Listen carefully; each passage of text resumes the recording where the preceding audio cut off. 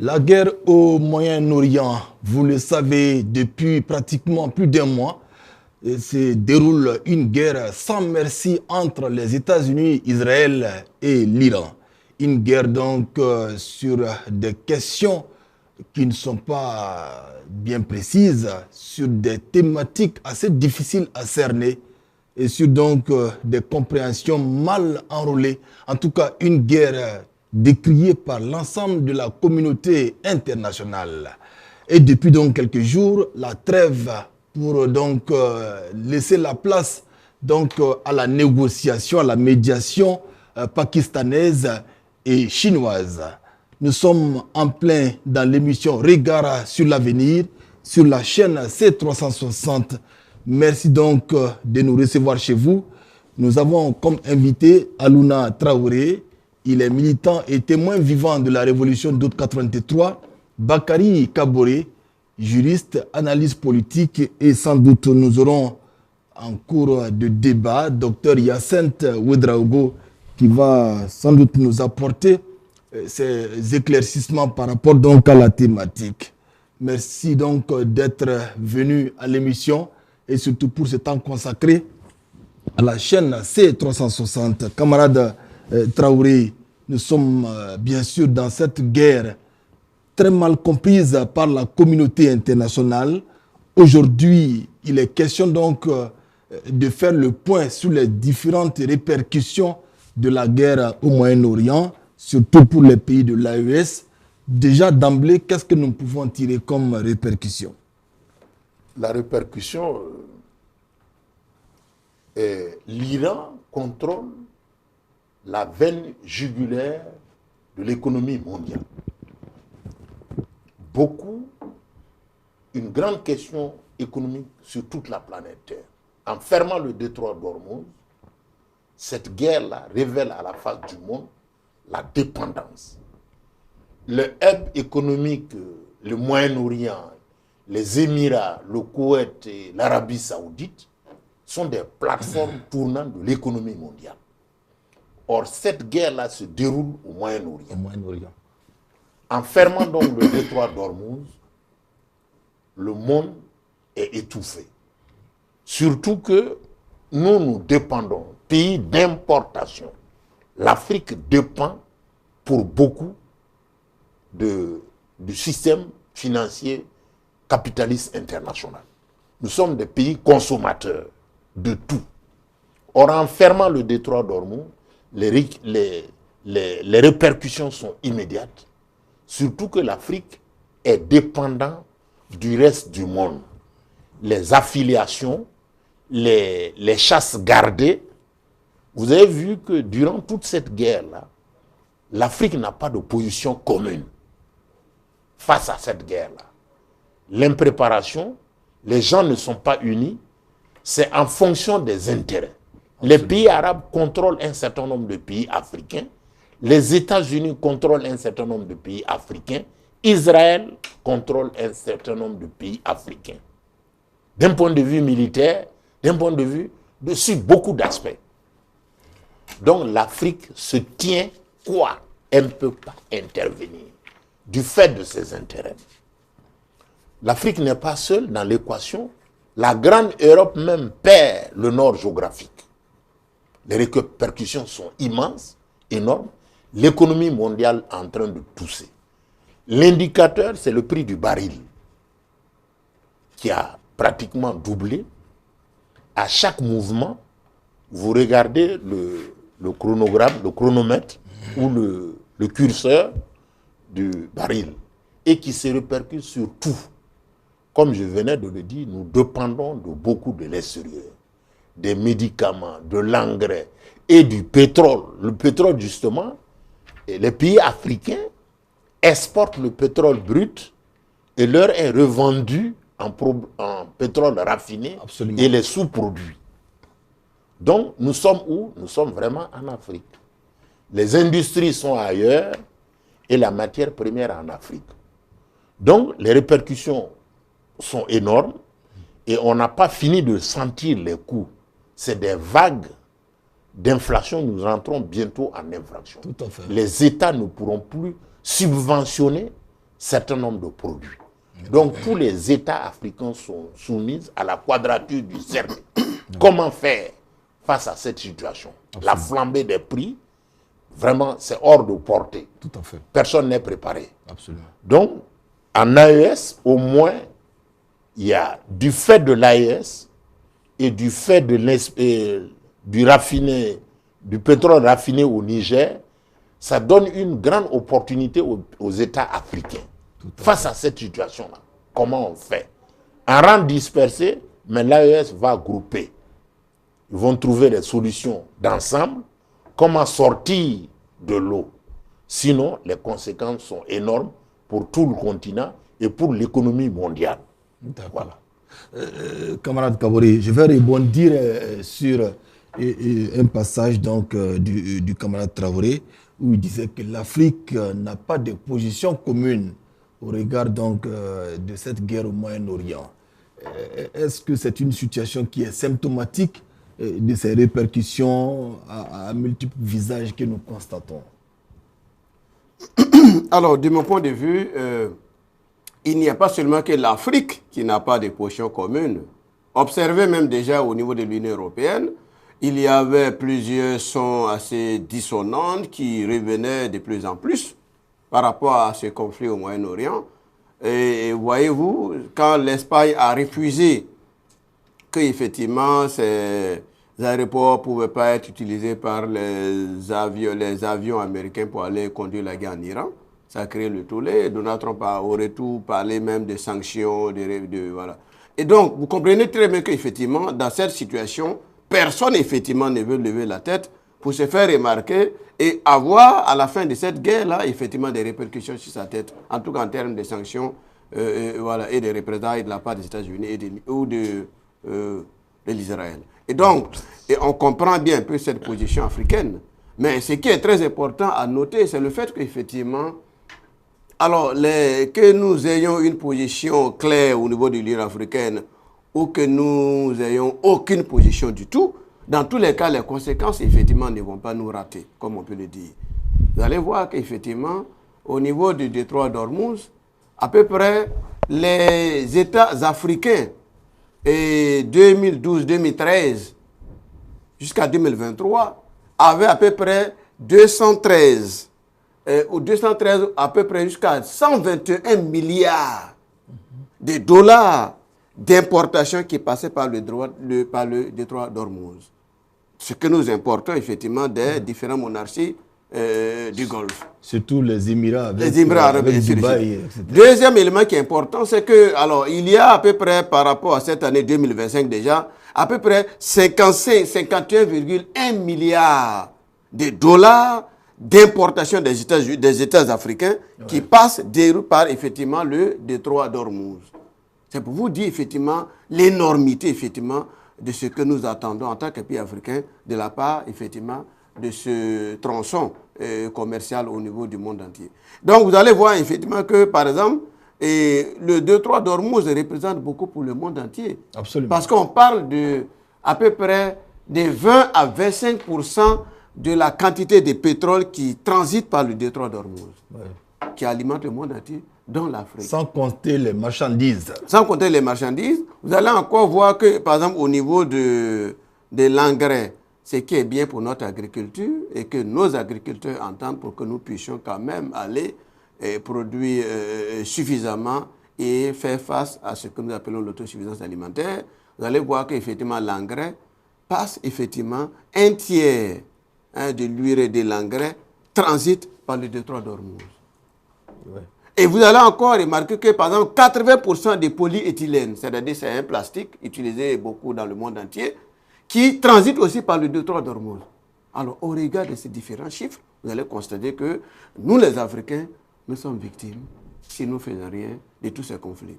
On a été victimes, effectivement, de plusieurs types de conflits. Donc, du coup, le fait que les Africains, au niveau de l'Union africaine, n'élèvent pas la voix, c'est de pouvoir rester dans une position mi-figue, mi-raisin, à peu près neutre, pour ne pas subir, effectivement, le courroux et les représailles, effectivement, à la fin de la guerre. Ce que je vais ajouter, c'est que c'est très important. Il ne s'est pas la première fois. En 1991, à la première guerre du Golfe, conduite par le président américain George Bush, l'Afrique a suivi les conséquences, effectivement, des chocs pétroliers. Avant cela, en 1973, le premier choc pétrolier et le deuxième choc pétrolier de 1979, l'Afrique encore a été effectivement la victime effectivement de ces chocs. En 2003, à la guerre qu'on a déclenchée contre Saddam Hussein pour l'amener à vendre son pétrole en dollars, parce qu'il avait décidé de vendre son pétrole en euros, alors l'Afrique a encore suivi le courroux et les États-Unis avaient à l'époque parlé même effectivement de pétrole contre nourriture. Il y a eu beaucoup de morts d'enfants irakiens dans les hôpitaux parce qu'effectivement le médicament est arrivé à manquer jusqu'à ce que les États-Unis, peut-être par un peu gentillesse, ont dit pétrole contre nourriture pour alléger la souffrance des populations irakiennes. En 2022, il y a eu un autre choc qui est arrivé. En 2008, il y a eu un autre choc, le choc de Lehman Brothers aux États-Unis, lorsque le choc de l'immobilier. L'Afrique a encore subi. Et aujourd'hui, en 2026, l'Afrique est encore victime. Mais pourquoi? La question qu'on doit se poser, est-ce que nous allons attendre que toujours les gens viennent conduire les guerres sur la base de leurs émotions, de leurs sentiments, et nous, en répercussion, nous subissons le plein fouet, effectivement, sur le plan économique. Ce qu'il faut faire, c'est de mettre, peut-être qu'on reviendra aux solutions, mais ce qu'il faut faire, c'est de mettre en place, effectivement, des raffineries de taille, comme celui qui a été mis en place par Aliko Dangote au Nigeria, pour soulager la souffrance des populations africaines. Absolument. Camarade Traoré, c'est vraiment, quand on regarde les répercussions de ces différentes crises sur le continent africain, ça traduit toute l'incohérence bien sûr, de la gouvernance sur le continent. Vous faites bien de le dire, diviser pour régner. Le système capitaliste impérialiste international a organisé le monde de telle sorte que la dépendance soit assurée. Grand pays consommateur, donc pays importateur. Nous devons tout à l'étranger. Et toute crise au niveau international se répercute sur nos vies. Le camarade président, capitaine Ibrahim Traoré, le disait, si vous voulez prendre l'attestation, la manifestation concrète de l'impérialisme, regardez dans votre quotidien. Qu'est-ce que vous mangez? Comment vous vous habillez? Qu'est-ce que vous regardez? Donc, tout l'imaginaire africain est fabriqué, monopolisé par le capitalisme international. Nous dépendons de l'extérieur. Donc cette crise-là pose le grand problème des souverainetés. La souveraineté alimentaire, la souveraineté économique et la souveraineté la prise en charge de soi. Comment se fait-il que l'Afrique a les terres fertiles, mais dans l'incapacité de pouvoir mettre en valeur ces terres-là? Il faut encore l'Occident, l'impérialisme, pour venir implémenter, mettre en valeur nos terres. Et l'Afrique est toujours divisée. Sinon, face à cette crise-là, l'Afrique ne parle pas d'une seule voix. L'Afrique du Sud a donné de la voix, pose des problèmes, mais en regardant derrière, l'Afrique du Sud n'est pas soutenue. Que font les autres États? C'est très calculateur. Ils dépendent des pays du Moyen-Orient, les puissances pétrolières, et dépendent des États-Unis. Et cette crise-là révèle, c'est une avancée progressive dans la dédollarisation. Vous vous souviendrez que tout dernièrement, pour le passage dans le détroit d'Ormuz, ça se paye en yuan. Tout à fait. Et le monde, de façon précipitée, rentre à grands pas dans la dédollarisation. L'Iran impose aux États qui doivent passer par le détroit d'Ormuz de payer des taxes, mais en yuan. Donc, le nord géographique, les puissances militaires, le fait que l'Amérique se soit présentée comme garante de la sécurité du Moyen-Orient, cette guerre-là vient de démontrer à la face de tout le monde l'incapacité des États-Unis à assurer la sécurité des États du Moyen-Orient. Or, c'est pour ça qu'elle s'était implantée. Et l'une des exigences de l'État iranien, c'est le démantèlement de toutes les bases militaires américaines au Moyen-Orient. Pourront-ils ou bien ne pourront pas, mais en tout cas l'exigence est posée. Et maintenant, l'autre cause de cette guerre-là, c'est la guerre préventive. Ouais. On dénie au droit aux Iraniens de posséder la bombe atomique. Le même droit est reconnu à Israël sous la base de quoi? Non-respect du droit international. Pour revenir terre à terre, l'Afrique est dépendante. On n'a jamais été autant divisé que face à cette question-là. C'est le sauve qui peut. Chacun pense pouvoir s'en sortir tout seul. Or, il suffit de s'unir. Il y a la capacité en Afrique. Il n'y a qu'une seule entreprise africaine qui fait le raffinage. Le Nigeria continue d'exporter le pétrole brut avec tous les avantages. Il a fallu donc Dangote, à la faveur de cette crise-là qui devient une opportunité pour Dangote. Pour une fois au moins, les Africains vont se regarder dans le miroir et se voir. Il faut que Dangote puisse assister, et même l'industrie embryonnaire de raffinage du Niger puisse alimenter tout le marché de l'AES. D'où encore une fois, l'union fait la force. Les États du Sahel peuvent, à l'aune de cette crise-là, régler au moins les questions énergétiques dans la sous-région. Tout à fait. Et poser les questions de notre souveraineté alimentaire. Nous avons les terres fertiles, nous avons les moyens, il faut libérer le génie créateur pour une autonomie réelle, pour une souveraineté réelle. Tant que l'Afrique ne réfléchira pas par sa propre tête et prendre les initiatives appropriées, il est difficile que nous puissions nous en sortir. Le reste du monde, même l'Europe, qui semblait si organisée, va en rang dispersé face à cette crise-là au Moyen-Orient. Vous vous souviendrez que le président américain a demandé aux États européens, allez-y vous-même ouvrir le détroit d'Ormuz, faire passer votre pétrole. Moi, en tout cas, j'ai réglé ma question. Donc, tout le monde dépend du pétrodollar. Le pétrodollar est en crise et le monde est en crise. Le détroit d'Ormuz pose la question accélère la dédollarisation mondiale, et ceux qui tirent le grand profit de cette crise-là, c'est les États organisés. Absolument. Or, l'Afrique est désorganisée. Nous ne parlons pas d'une même voix et chacun parle en fonction de ses intérêts. Tous les États liés à Israël, genre Ouganda, et un certain nombre de pays dont la sécurité, le camarade président l'a dit, si votre sécurité dépend de l'extérieur vous contrôle. Donc, du fait du contrôle de la sécurité de certains États, ces États-là se sont mués, ils ne peuvent rien dire. Intérêt oblige. Et certains États aussi dépendent des puissances pétrolières d'Arabie Saoudite. Et ces États-là ne peuvent pas prendre position, simplement parce qu'il y a des mosquées qui sont construites, il y a le social qui est tout nu, les médicaments viennent de là-bas. Donc, concrètement, la division dessert l'Afrique. C'est une opportunité pour l'Afrique. Il faut que l'Afrique réfléchisse de façon autonome, se détermine et parle d'une seule fois et met en valeur ses ressources. Absolument. Nous avons la ressource, mais comment la mettre en valeur? Absolument. Voilà.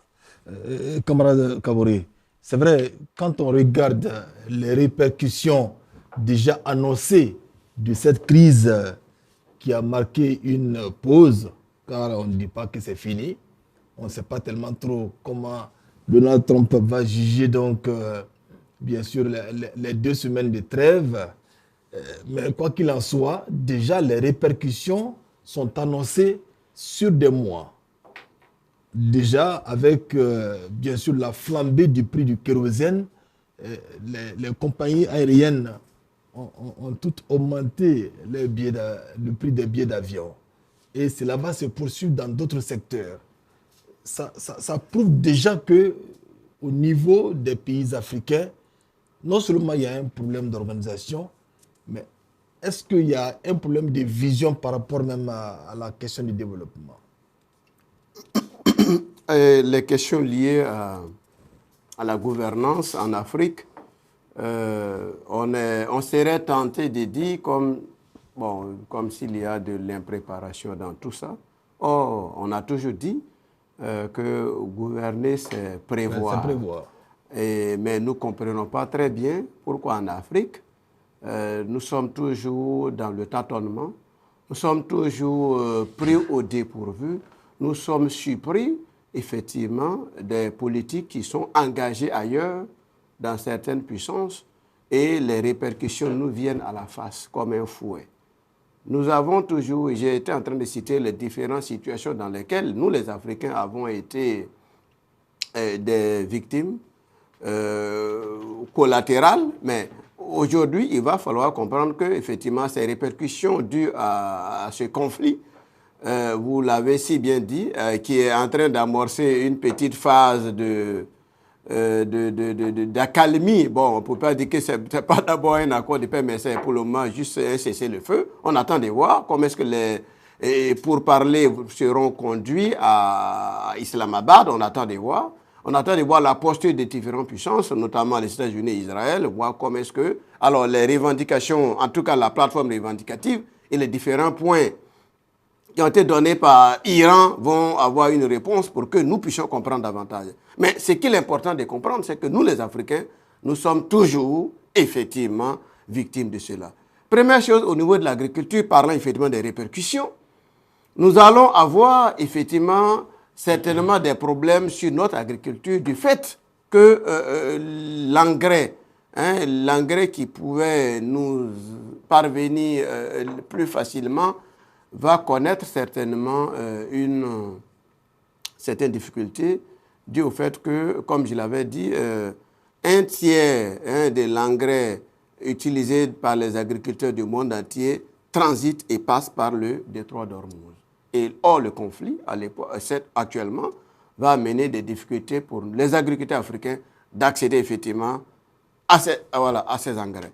Deuxième élément, c'est au niveau des hydrocarbures. Vous allez constater que, comme je l'avais dit, à peu près 20 à 25% du pétrole mondial passe par le détroit d'Ormuz. Alors, s'il y a des difficultés d'accéder à ce pétrole, avec les velléités, effectivement, de mettre en place un péage, bon, c'est la faute à personne, mais dans tous les cas, nous constatons que l'Iran, effectivement, a manifesté la volonté de faire transformer, effectivement, le détroit d'Ormuz à un péage gigantesque, qui peut-être, où ils ont même laissé entendre que soit ce sera $1 par baril de pétrole qui va passer, soit 2 millions de dollars par bateau qui va effectivement passer par ce détroit d'Ormuz. Vous imaginez ce que l'Iran, s'il arrive à le mettre en place, va engranger comme devise. Et la conséquence pour nous, les États qui sont des États consommateurs, c'est le fait qu'il y aura une flambée du coût de pétrole dans nos États, dans nos différents États.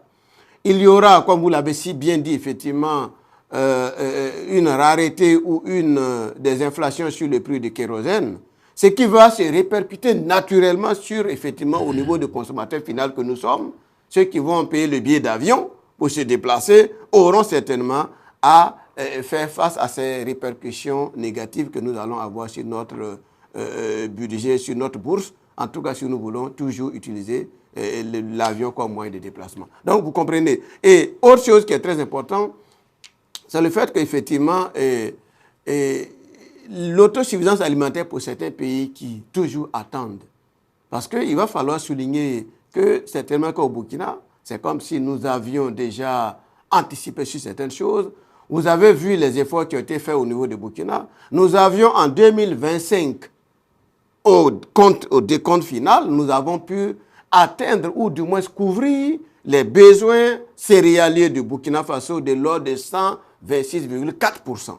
C'est pour vous dire que nous n'avons pas attendu que ces genre d'événements arrivent. Nous sommes en train de faire la promotion du consommer local.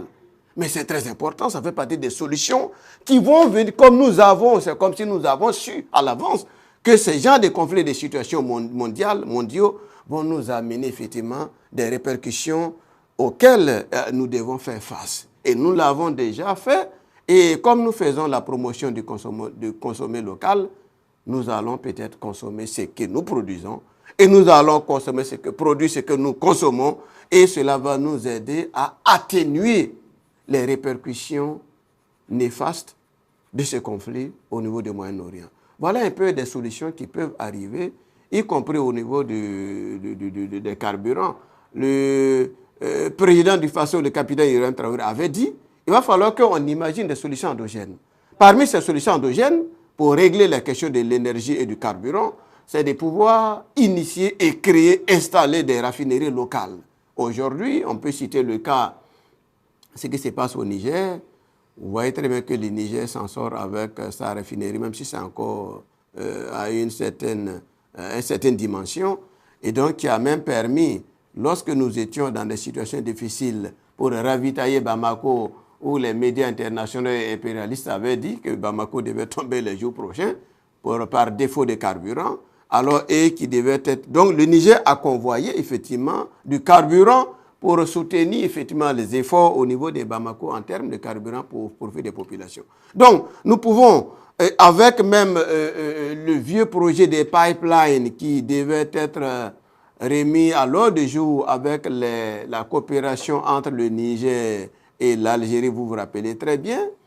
Vous savez très bien qu'aujourd'hui, nous sommes encore plus convaincus par cette situation qu'il faut aller très vite et bien pour pouvoir régler les questions des ravitaillements en trouvant des solutions endogènes à notre niveau. En plus de ça, autre solution que je propose, c'est que dans tous les pays de l'AES, tout le nord du Mali, le nord de Burkina Faso et tout le nord effectivement du Niger sont des zones là où on peut effectivement faire des prospections en matière pétrolière pour pouvoir régler, parce que ça ne manque pas, cela existe, ça a été démontré par la carte qu'on avait fait sortir, une carte à 1 milliard, ou c'est une carte à 10 milliards qu'on avait fait sortir à l'époque, pour effectivement dire, voilà la carte qui rassemblait l'ensemble des richesses du monde entier, y compris de l'Afrique. Donc, on peut aller faire des prospections sérieuses, forer nos pétroles, pour prévenir des éventuelles crises de ces gens qui ne vont pas manquer d'arriver.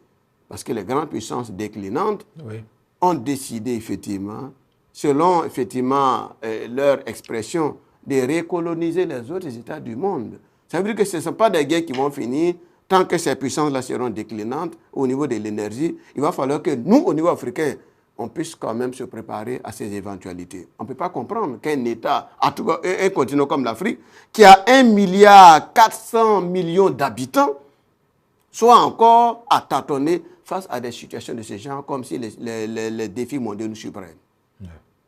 Voilà ce que je peux ajouter comme élément pour apprécier la situation de ce conflit et les répercussions en Afrique. Camarade Traoré, c'est vrai, nous restons dans les répercussions, avec tout ce que cela comporte comme difficultés actuelles et futures pour les États africains et principalement pour les États du Sahel. Je veux bien comprendre, est-ce que l'AES doit aller vite dans la mutualisation de ces politiques de développement et pourquoi pas mutualiser davantage les moyens pour résister, une forme de résilience par rapport à ce type de crise, car c'est sûr que ça ne sera pas, c'est pas forcément la dernière crise. Le camarade président le disait à juste propos que le système capitaliste impérialiste international de domination et d'exploitation, jusqu'à une date récente, l'Afrique, à l'image de notre coton, nous exportons le coton brut. Et le coton brut exporté nous revient en produits dérivés du coton. Les tissus et autres, la gamme de produits. Ce qui se passe au niveau du coton, c'est ce qui se passe au niveau du pétrole. Le pétrole brut est exporté et il nous revient en carburant, engrais, sachets et toutes sortes de choses qui accompagnent le pétrole. Cette contradiction, la matière première se trouve en Afrique, les usines se trouvent ailleurs. À quand est-ce que le réveil de l'Afrique? Donc, au niveau de l'AES, la question de la souveraineté réelle, finir avec la guerre, laquelle guerre est imposée par l'impérialisme. Le camarade président l'a dit, le terrorisme est une manifestation de l'impérialisme pour nous soumettre davantage.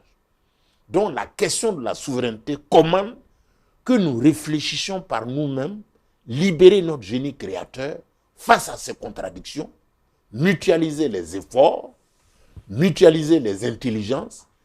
Pour une fois, l'énergie, le pétrole est découvert en AES, il est raffiné en AES et les produits bénéficient, tout bénéfice en AES. Tout comme en agriculture et tous les autres secteurs. Jusqu'à preuve du contraire, l'AES est en train de poser les bases de sa sortie de la domination impérialiste.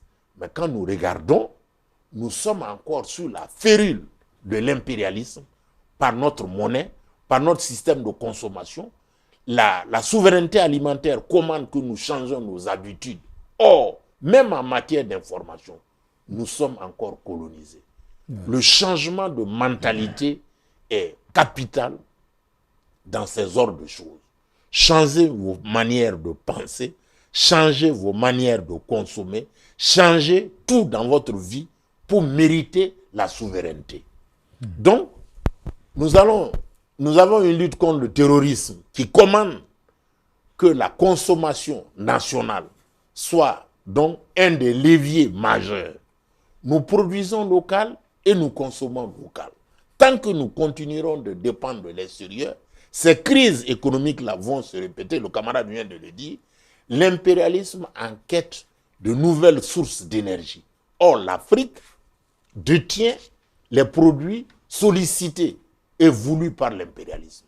L'impérialisme nous crée les guerres pour pouvoir mieux nous contrôler, mieux nous assujettir et nous dominer davantage. L'anti-impérialisme commande que nous soyons en quête de souveraineté économique, sociale, diplomatique et même militaire. Le camarade président a dit, nous n'allons pas céder, nous avons besoin de la technologie, aidez-nous en équipement.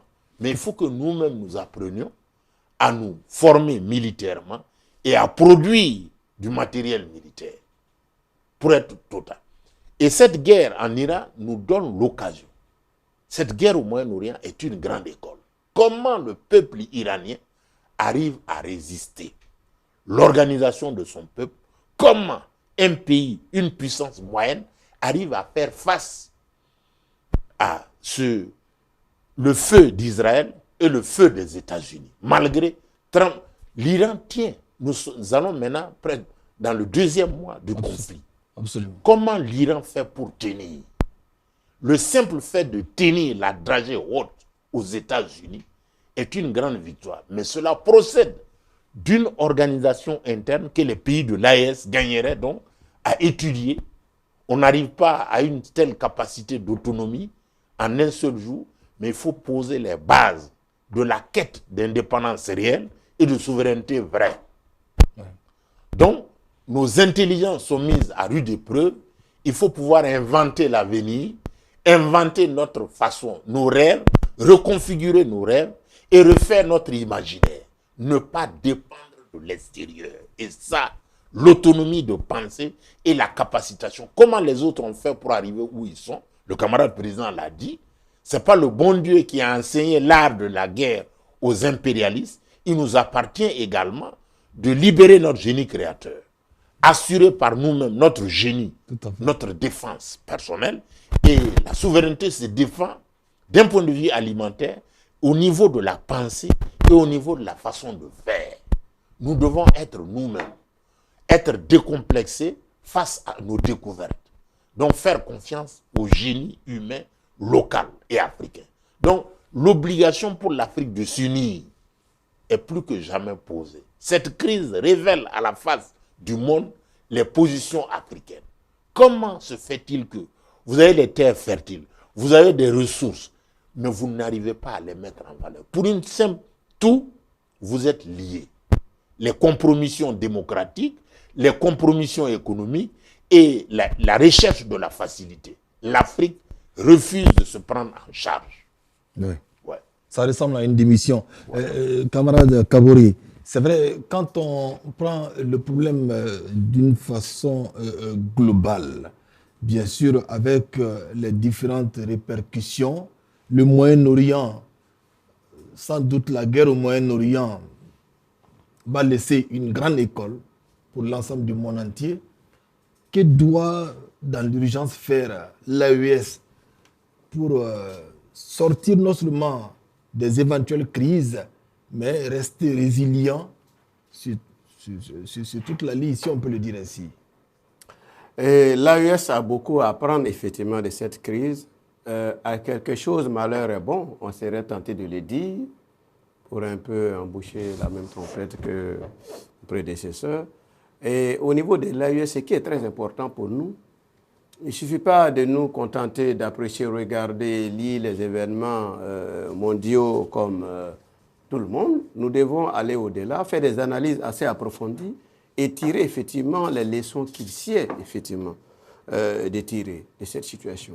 Alors, la première chose pour le niveau de l'AES, vous savez très bien qu'effectivement, l'AES est engagée sur une voie qui est celle qui doit l'amener à arriver à une situation de puissance et d'autodétermination avec une certaine souveraineté, une indépendance totale qui doit le conduire effectivement à pouvoir réagir aux événements comme effectivement le peuple iranien l'a fait, avec beaucoup de succès. Et ce qui a attiré l'appréciation du monde entier, qu'on les aime ou pas, effectivement, il va falloir accepter, comprendre et accepter qu'il c'est un peuple résilient, capable effectivement de faire face à tous les dangers qui peuvent menacer sa survie. Alors les Iraniens estiment que, tout le monde le sait déjà, c'est une civilisation très vieille. Les États-Unis, Donald Trump, dans ses derniers discours, avait dit que il va mettre fin à une civilisation iranienne, que cette nuit-là pouvait être la nuit qui va ce soir. Donc, il avait dit comme ça pour dire, tout le monde reconnaît, y compris Donald Trump, et l'ancienneté, effectivement, de cette civilisation iranienne. Et ils sont basés sur des événements, des éléments très solides et qui amènent à ce qu'ils soient capables de résister face à tout ça. Alors donc, l'AES gagnerait à copier et à aller dans ce sens. Et ce que nous pouvons faire encore davantage pour renforcer notre résilience, il y a plusieurs solutions que je propose. Premièrement, il va falloir qu'on parle faire de la promotion de la production et de la consommation endogène. Quand je parle de production, au niveau même de la technologie, il va falloir qu'on voit comment instaurer des écoles, construire des universités qui vont former effectivement nos ingénieurs sur place. Rappelez-vous très bien que le président du Faso avait dit, il souhaite, en tout cas, il voudrait mettre en place ou du moins ériger une université de technologie pour la rentrée académique prochaine, qui va accueillir nos jeunes étudiants en vue de former nos ingénieurs sur place. Alors, ce qu'on peut tirer comme leçon de cette situation au niveau des Moyen-Orient, c'est que l'Iran fait partie des pays qui produisent le plus d'ingénieurs. L'Iran. Après la Chine, la Russie, les États-Unis, l'Iran fait partie des top 5 des pays qui produisent le plus gros nombre d'ingénieurs. Donc, c'est ça qui permet à l'Iran de résister. Ça, c'est très important.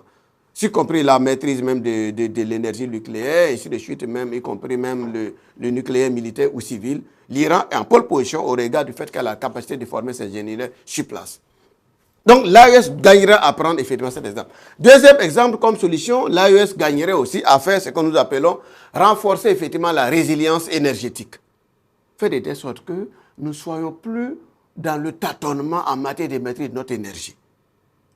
En créant effectivement des raffineries sur place, en créant des réserves assez colossales pour pouvoir faire face à ces genres de situations. Troisième solution, c'est de pouvoir diversifier les sources effectivement d'approvisionnement. Nous n'allons plus nous contenter peut-être de faire passer nos énergies par le détroit d'Ormuz. Il va falloir imaginer, peut-être la situation avec les États de l'Amérique latine, comme Venezuela est dans une situation assez compliquée, avec ce qui s'est passé, y compris l'enlèvement du président Maduro. Vous savez très bien que Venezuela représente l'une des plus grandes ressources pétrolières au monde.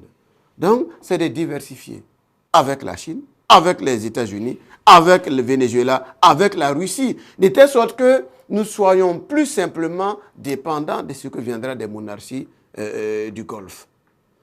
Troisième solution que je propose, c'est de pouvoir sécuriser les corridors effectivement d'approvisionnement. Si nous arrivons à le faire, lorsque nous avons, j'avais cité le cas du fait que les groupes terroristes criminels avaient décidé de créer les problèmes en coupant, en maintenant l'insécurité, en amenant l'insécurité au niveau de nos corridors d'approvisionnement. Rappelez-vous très bien du corridor Dakar-Bamako avait été effectivement mise à mal.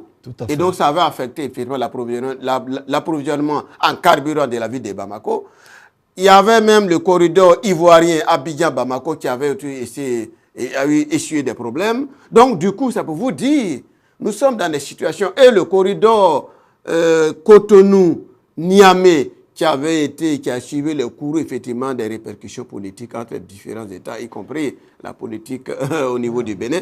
Et donc, troisième, quatrième solution que je propose, c'est de pouvoir effectivement développer des raffineries locales que nous allons faire pour que nous puissions, parce que nous avons les moyens de le faire. Si Aliko Dangote a pu le faire au Nigeria, malgré les pressions politiques qui l'ont amené à continuer d'exporter, en tout cas le Nigeria, au lieu de remettre son brut à Aliko Dangote pour le raffiner, les politiques avaient décidé de conduire, effectivement, d'exporter toujours le pétrole brut nigérian vers l'extérieur en vue d'un raffinage et pour retourner revendre plus cher aux Nigérians. Et donc aujourd'hui, la leçon est telle que, alors l'exemple d'Aliko Dangote qui est sur place peut nous inspirer davantage à raffiner sur place et à approvisionner le marché local et ouest-africain. La raffinerie au niveau du Niger peut aussi, et c'est l'exemple que nous avons déjà donné, servir d'exemple pour approvisionner en vue d'alléger les souffrances, y compris aller renforcer notre coopération. Vous comprenez très bien la nécessité de renforcer la coopération avec l'Algérie qui pourra nous fournir en gaz et en pétrole, en carburant et éventuellement en kérosène parce que l'Algérie en produit. Et donc, vous comprenez, si nous devons laisser les Européens venir négocier le pétrole ou le gaz naturel en Algérie, pourtant, nous, les voisins immédiats, nous sommes là, il nous appartient de diversifier nos sources d'approvisionnement en regardant aux pays voisins, notamment du côté de l'Algérie. Tout à fait. Camarade Traoré, c'est vrai, quand on regarde la situation, on se dit qu'il y a beaucoup de choses à faire. Selon vous, quels sont les chantiers urgents dans l'AES à la fin de cette crise, de cette guerre? Car c'est une pause. On ne sait pas quand ça va prendre fin, mais il faut commencer déjà à réfléchir. Parce que cette crise, comme quelqu'un l'aurait dit, c'est une crise d'opportunité.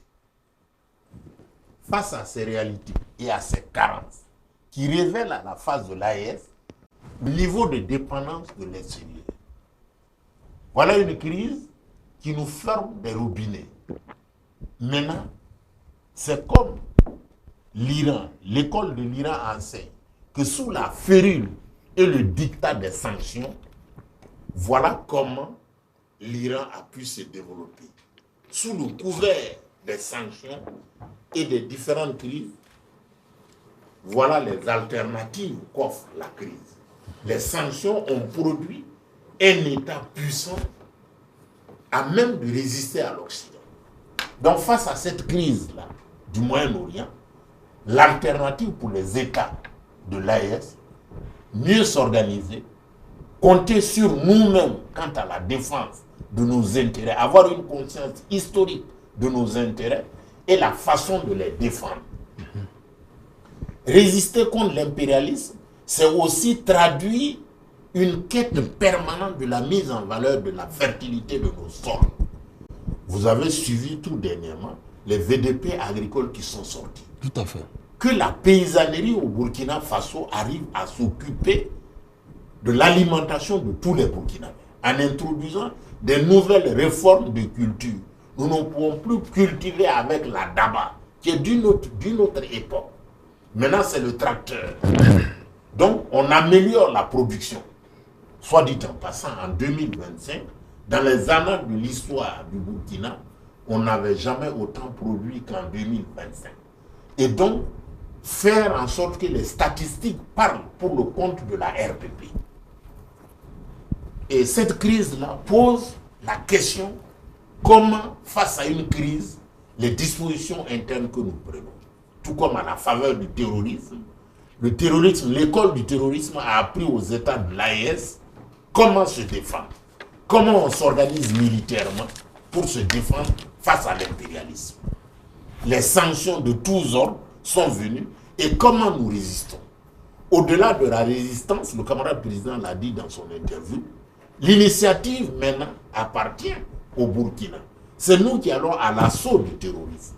Donc, à la faveur de cette crise-là, comment nous allons nous organiser pour venir à bout de l'impérialisme, de cette domination-là?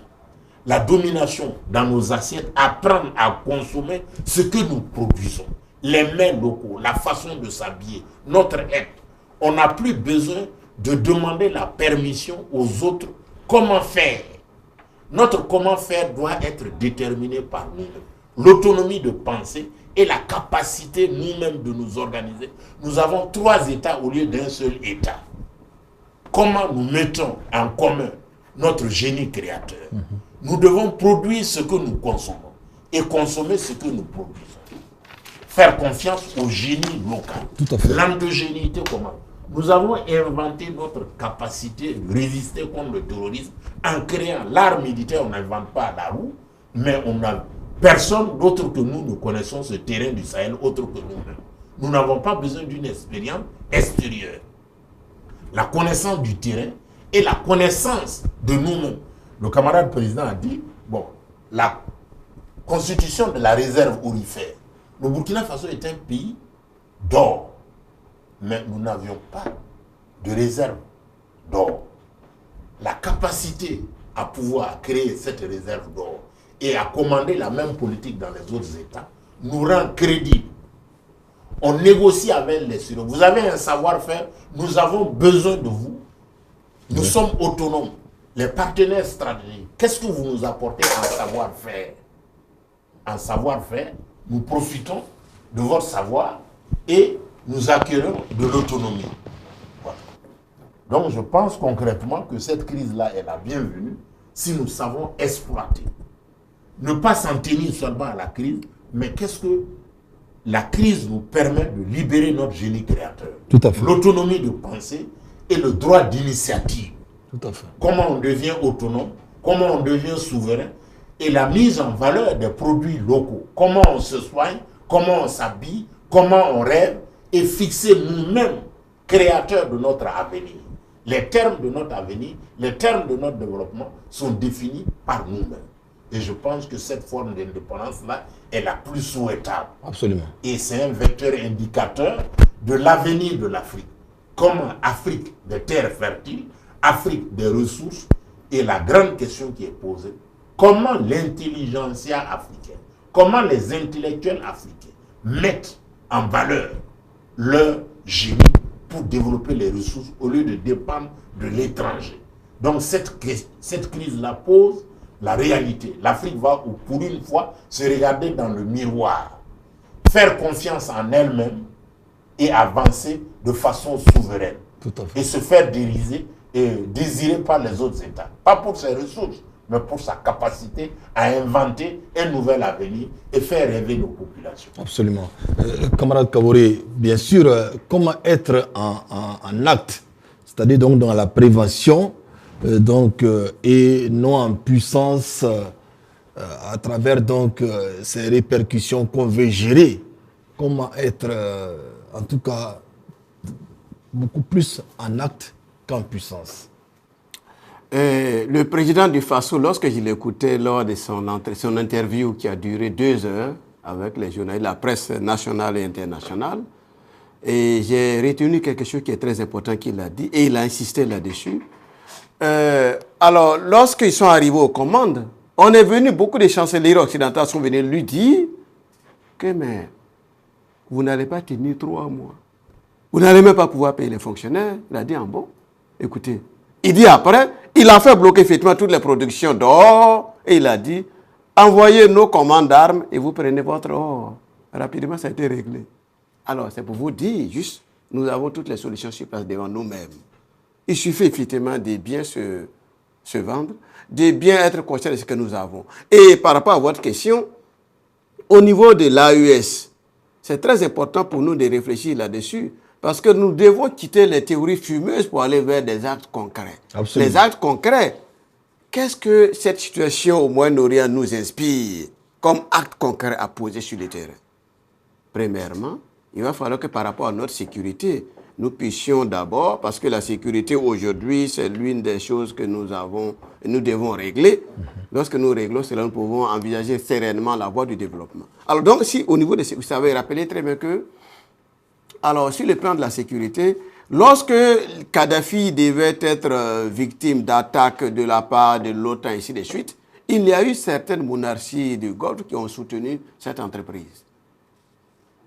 Et c'était quand même grave. En avion, en armement, ainsi de suite, y compris soutenu effectivement l'OTAN qui est venu mettre en déroute effectivement l'Occident, enfin la Libye. Aujourd'hui, nous voyons tout le monde voit les conséquences. C'est pour vous dire, si aujourd'hui, ces personnes, y compris en Occident comme dans les monarchies du Golfe, qui soutenaient et qui entretenaient en fait des situations, des conflits dans d'autres États tels que chez nous et qui faisaient leur affaire, et qui se trouvent aujourd'hui être dans des problèmes préoccupés par les menaces et des répercussions et même effectivement des représailles de la part de l'Iran, écoutez, entre nous, c'est une bonne chose pour nous. C'est à nous de tirer les leçons et nous renforcer. Voilà pourquoi, pour embaucher la même trompette que vous, mais c'est nous qui partons maintenant à l'assaut du terrorisme. On a coupé leur circuit d'approvisionnement. Ils n'ont plus les moyens d'avoir leurs motos et leurs armes, des derniers cris. Donc, du coup, ceux qui les soutenaient n'ont plus les moyens ni les capacités de les soutenir. Et ça, c'est un élément très important qu'il va falloir relever. Donc, nous allons passer à l'acte, rapidement nettoyer, régler ce problème sécuritaire, parce que les soutiens étant aux abois, ça à nous de poser des actes concrets dans le sens de notre sécurité. Ça, c'est le premier point. Deuxième point, c'est le fait que nous devons aller rapidement sécuriser effectivement nos approvisionnements, sécuriser rapidement nos sources de revenus, c'est-à-dire l'or, ainsi de suite, et en même temps envisager, très important, ce qu'il faut, c'est d'envisager de mettre en place notre monnaie rapidement, parce que nous avons notre banque, la BCID, au niveau de l'AES.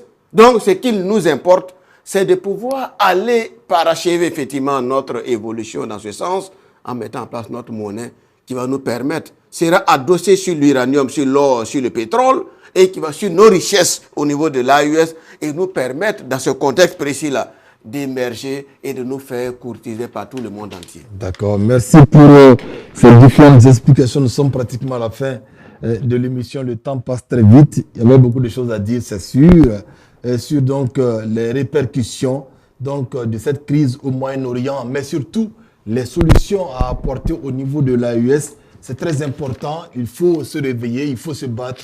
Il faut se concentrer, il faut sans doute réfléchir donc conséquemment sur les éventuelles solutions à appliquer dans la gestion, dans la gouvernance de nos pays. Ce qui est important, le monde entier retient son souffle car des pourparlers se déroulent donc à Islamabad, au Pakistan, entre les États-Unis, Israël et l'Iran, sans doute sous l'égide du Pakistan et de la Chine. On espère que la fumée blanche sortira pour nous permettre de respirer et permettre donc au monde entier de vivre dans la paix et dans la cohésion. Portez-vous bien.